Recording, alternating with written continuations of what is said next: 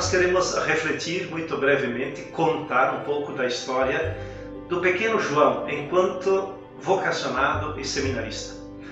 Contextualizando, retomando aquilo que foi no primeiro vídeo, nós temos que ter em mente que quando ele estava completando 13 anos, um pouco antes, vem a falecer o pai. Daí decorre toda a situação de pobreza que a família se encontra. O pequeno João é convidado a interromper os estudos e ocupar-se com o trabalho para ajudar o sustento da própria família. Então, um tempo de interrupção, um tempo de dificuldade muito grande. Quem aparece nesse tempo? Aparece o padre Pedro Scapini, uma figura gigantesca dentro da vida de São João Calabria. A mãe foi falar com esse padre, morava perto da igreja de São Lourenço. Também nesse tempo em que a família, lá pelas tantas, depois da morte do pai e naquele estado de pobreza, a família foi despejada porque não conseguia mais pagar o próprio aluguel, o padre Pedro Scapini acolheu a família e a acomodou no interior da igreja de São Lourenço. Mas não foi só isso, que foi um gesto muito bonito e a família ficou ali por 2 anos. O padre Pedro Scapini vai acompanhar o jovem Calabria a retomar os estudos.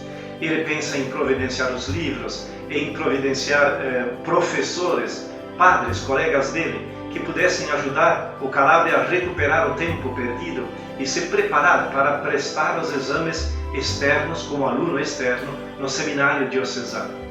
Padre Pedro Scapini foi um apoio decisivo até a ordenação de João Calabria. Ainda no tempo do seminário, como aluno externo, lembremos sempre isso, ele nunca foi aluno interno do seminário. Pelas condições de pobreza, por não ter as condições de pagar os custos da vida no seminário. Então, sempre como aluno externo. O que acontece? Quando ele frequenta o seminário como aluno externo, surge o momento do serviço militar. Então ele não conseguiu ser dispensado, ele precisou enfrentar esse tempo. Quantas dificuldades! O próprio ambiente militar, as primeiras instruções, o uso das armas. O Calabria não se sente apto às armas, nem mesmo nos desfiles. Ele acabou aprontando alguma coisa que deixou mal todo mundo.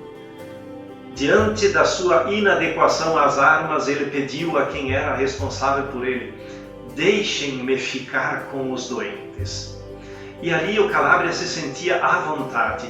Mais tarde, muito mais tarde, o Calabria vai dizer assim, falando da sua vida e do tempo dos anos no serviço militar.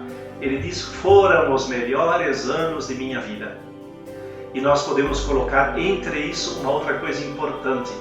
Nesses anos do serviço militar, João Calabria conhece o Padre Natal de Jesus, que será seu confessor e diretor espiritual por mais de 40 anos, a quem nós, obra calabriana, seguindo as pegadas do Padre Calabria, devemos dizer que a obra ela existe porque existiu essa figura importante ao lado dele.